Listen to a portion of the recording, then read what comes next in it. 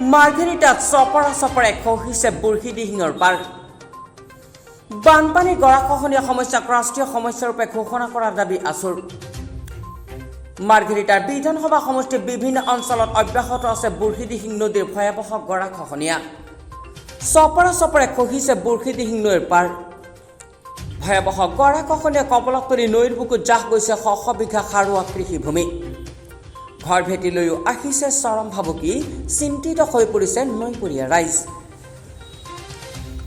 বুঢ়ীদিহিং নৈৰ গৰাখহনীয়াৰ ফলত মাৰ্ঘেৰিটা বিধানসভা সমষ্টিৰ অন্তৰ্গত মৌগং পথাৰ, মাইচাংপানী, ডুমপানী, টেকেৰী, লংগাঁও, ব্ৰডডুবা, আলুবাৰী আদিকে ধৰি বিভিন্ন গাঁৱলৈ আহিছে চৰম ভাবুকি। বুঢ়ীদিহিং নৈৰ গৰাখহনীয়াক লৈ গুৰুত্ব প্ৰদান নকৰাৰ অভিযোগ স্থানীয় বিধায়ক ভাস্কৰ শৰ্মাৰ বিৰুদ্ধে। সদৌ অসম ছাত্ৰ সন্থা পেঙেৰী বৰডুমচা আঞ্চলিক সমিতিৰ সাধাৰণ সম্পাদক উত্তম মোহনে অতি শীঘ্ৰে গৰাখহনীয়া সমস্যা সমাধানৰ বাবে দাবী জনাইছে। তেওঁ অসম চৰকাৰ তথা জলসম্পদ বিভাগক মাৰ্ঘেৰিটা বিভিন্ন প্ৰান্তত হৈ থকা গৰাখহনীয়া সমস্যা ৰোধৰ বাবে ব্যৱস্থা গ্ৰহণ কৰিবলৈ দাবী উত্থাপন কৰিছে। সন্তুষ্টি নহয়। আচলতে আপোনালোকে নিশ্চিতভাৱে কিছুদিনৰ আগত দেখিছে যে যেতিয়া ব্যাপকভাৱে পানী বাঢ়িছিল, পানী বঢ়াৰ ফলত আমাৰ বহু ৰাইজৰ ক্ষতিপূৰণ হ'ল। বহু ৰাইজে বহুত ধন, পশুধনৰ পৰা আদি কৰি বহু ধন তেওঁলোকে নদী পানীত জল।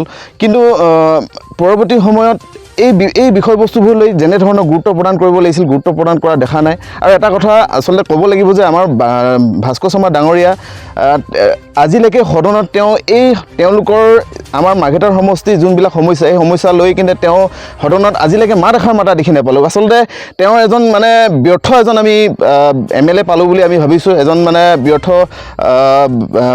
আমাৰ ইয়াত MLA লাভ কৰিলোঁ। গতিকে এজন MLA আমি থকাতকৈ নথকাই ভাল বুলি ভাবিছোঁ। আৰু দেখিব আপুনি কেৱল মাত্ৰ তেওঁ এই গৰাখহনীয়া যেতিয়া হ'ব, বানপানী যেতিয়া হ'ব, বানপানী হোৱাৰ সময়ত তেওঁ কেৱল মাত্ৰ ৰাইজক মুখখন দেখাবলৈহে তেওঁ ৰাইজৰ মাজলৈ যায়। কিছুদিনৰ পূৰ্বে টেকেৰীটো তেওঁ চৰম লাজ পাবলগীয়া এটা ঘটনা সংঘটিত হ'ল। কিন্তু কি কাৰণে হ'ব পালে? আচলতে তেওঁ এই মাৰ্ঘেৰিটা সমষ্টিবাসীৰ ৰাইজৰ লগত কোনো ধৰণৰ তেওঁ যোগসূত্ৰ ৰাখিবই পৰা নাই বুলি আমি ভাবিছোঁ।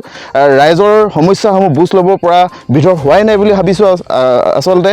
আৰু আৰু এটা কথা চাব আপোনালোকে, অসমৰ যোনবিলাক সমস্যা আছে, অসমৰ যোনবিলাক সম্পদ আছে, সেই সম্পদবিলাক ৰাষ্ট্ৰীয়, কিন্তু যোনবিলাক সমস্যা, সেই সমস্যাবিলাক কিন্তু ৰাষ্ট্ৰীয় নহয়। এতিয়া মন কৰিব, তেল হওক বা কয়লা হওক বা চাহ হওক, এইবিলাক হৈছে ৰাষ্ট্ৰীয় সম্পদ। কিন্তু আমাৰ বান গৰাখহনীয়াটো ৰাষ্ট্ৰীয় সমস্যা হিচাপে আজিলৈকে স্বীকৃতি নহ'ল।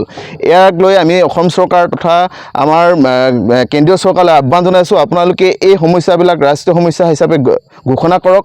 আৰু আমাৰ এই মাৰ্ঘেৰিটা সমষ্টিতে কেৱল নহয়, অসমৰ বিভিন্ন প্ৰান্ততে এই সমস্যাসমূহ গা কৰি উঠিছে। গতিকে বান গৰাখহনীয়াৰ ক্ষেত্ৰত আমাৰ স্থানীয় বিধায়ক নিজৰ সমষ্টিৰে যোনবিলাক বান গৰাখহনীয়া হৈছে, গৰাখহনীয়াবিলাক নিৰ্মূল কৰাৰ ক্ষেত্ৰত তেওঁ ব্যৱস্থাপনা গ্ৰহণ কৰক।